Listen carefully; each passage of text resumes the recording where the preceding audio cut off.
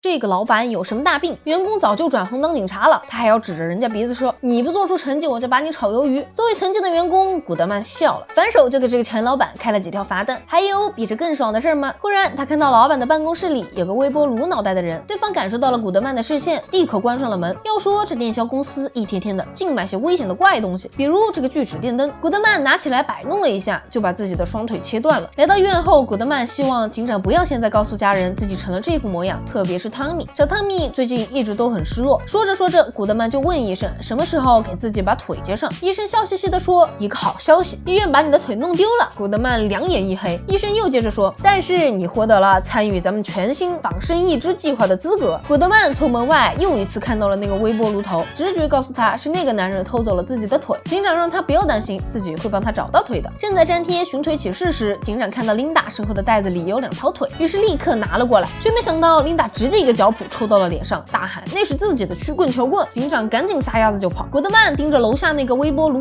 心里直痒，直接穿上鞋子追了上去。古德曼一路跟到了学校，却被恶霸给挤了一脸酱料，直接整成了锅盖头，就连汤米都没有认出这是自己的老爸。校园里孩子们最爱的美术课，汤米画了个爱心，他告诉自己的新朋友这颗心是送给苏西的，可他不喜欢我。古德曼算是知道为什么自己的儿子看上去那么失落了，于是爱子心切，决定帮他一把。谁知苏西看到汤米的画只觉得恶心，反倒觉得古德曼很有艺术细菌，甚至还喜欢上了自己。指着古德曼的画说他长得像纳博斯老师。古德曼瞬间敏感起来，因为自己画的就是那个微波炉。他立刻拉住苏西的手，要他告诉自己关于这个老师所有的事儿。三人一同走进了纳博斯的手工课堂。为了更好的融入课堂，两人直接上手修起了眼前的机械。修着修着，古德曼意识到不对，眼前这玩意儿看着眼熟呢。好家伙，这不都是锯齿电灯吗？原来这里全都是非法童工。古德曼拆穿了纳博斯的阴谋后被关了禁闭。苏西觉得古德曼刚才的英姿打中了他的心，他就想要这样的坏坏男孩，而不是汤米这样的老好人。被琳达追着扇嘴巴子的警长已经忍无可忍了，直接掏出了自己的枪。逼不得已下，琳达使用了自己亮瞎对面狗眼的技能掀裙子。看着琳达像神奇般散发圣光的下体，警长眼睛都瞎了，一个不注意掉下了山坡。值得庆幸的是，一只老鹰抓住了那2个火腿，警长没有摔下去。琳达跳起来抓住了警长的腿，就这样两人飞了起来。古德曼第一次知道，原来人没了头还能继续活着。比如眼前这个男人，他被老板使唤来监督孩子们做产品，然而自己的头却被割断了。医生的庸医还将脑袋接到了肚子上，这简直太离谱了。古德曼被吓了一跳，老哥虽然头弯错了地方，但商业头脑是拦也拦不住的。既然生产了会把4肢割断的产品，那咱们也可以搞点1肢来卖呀。好家伙，2份钱都给你赚了。看到纳博斯离开，汤米走了进来，古德曼赶紧让儿子来救自己。谁知这带孝子想要跟着纳博斯一起成为狂野男孩，幸好苏西也走了进来。汤米跟着纳博斯来到了交易现场，紧随其后的还有古德曼和苏西。苏西大喊着古德曼这个大屁眼子，说好的放他出来就亲自己的。汤米一听瞬间来了气，再加上周围人的起哄，直接上去就给自己老爹梆梆2拳。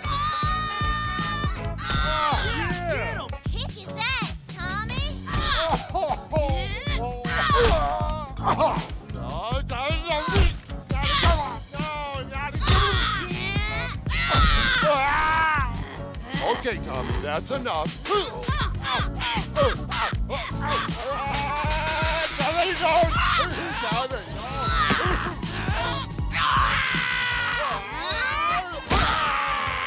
古德曼就这样被自己的带孝子给痛扁了一顿，还被浇了一脑袋的童子尿。汤米正想抱得美人归时，发现地上瘫着的是自己的老爹。古德曼站起来，掏出了自己的警员证，准备将纳博斯给逮捕。纳博斯为了反抗，掏出了电锯。这时，警长一行人飞了过来，琳达的发光谱系晃瞎了纳博斯的眼睛，他慌乱地将电锯一丢，好巧不巧割断了老板的手。闹剧结束，庸医的操作依旧惊人，竟然错把古德曼的腿按到了老板的手上。于是古德曼拥有了一个拖拉机意志，而自己的儿子汤米穿上皮衣，成为了真正的鬼火少年，还让自己的老爹开着拖拉机送自己和苏西亲热，还得是你个带孝子呀！当你拥有一个向宇航员提问的机会，你会问什么问题呢？汤米的问题是：你是不是少了一个皮带环？被问了很多无聊问题的斯蒂芬表示：你这都什么弱智问题？于是下一秒就因为拆开了皮带扣，消失在了镜头前。警长看完新闻有点难受，默默关上了电视。卡尔见状也准备离开了，约女友潘姆约他吃下午茶。警长的八卦之魂温开始燃烧，询问卡尔有没有告诉过女友自己很酷这件事儿。卡尔翻了个白眼离开了。想当年卡尔可是镇上的酷盖，不过那都是1984年以前的事儿了。之后发生了一件对于卡尔来说很致命打击的事儿，警长怎么能放任自己的好友如此地道呢？直接开车杀到了他家，谁知不小心暴露了好基友戴假发这件事儿。听到假发，潘姆立刻上手扯了下来，发现卡尔是个中年秃顶时，当场就吐了，立刻和对方提出了分手。就这样，警长亲手毁了自己好友的一段姻缘。警长觉得自己的老友肯定有解决办法，为了安慰卡尔，于是拨通了刀锋的电话。古德曼这边还没吃完瓜，转头吃瓜吃到自己身上了。汤米被媒体采访的怀疑人生，准备直接自首。古德曼试图安慰他说，史蒂芬不会怪他的。然而电视台和史蒂芬的连麦中，对方居然义正言辞地拒绝了原谅汤米这件事儿。这根飞向太空救下了迷失宇航员的飞天巨矛，竟然是从一个秃瓢头上长出来的，这你敢信吗？警长和卡尔来到了刀锋的家里，刀锋将自己调试出的生发剂递给了两人，谁知竟然被一辆遥控车给抢了。警长跟在遥控车的后面，来到了一栋气派的建筑前，一个穿着花里胡哨的秃瓢拿走了生发药，两人跟着他走了进去。对方叫做阿姆博士，以前是一个说唱歌手兼制作人，自从开始脱发起，阿姆就没有离开过半步自己家，所以这个生发药水就是自己的救星。警长有些不爽，这可不是给你准备的，这是卡尔的。说着抢了过去，两人立刻争抢了起来。慌乱中，警长朝着卡尔的方向丢了过去，谁知正好砸在了他的脑袋上。众人屏息凝神，等了半天，最后药水像一个屁一样消失了。准备放弃音乐梦的阿姆博士，在警长的提议下，决定做一个秃子专属的音乐。说干就干，阿姆决定三人一起创造秃顶说唱的历史。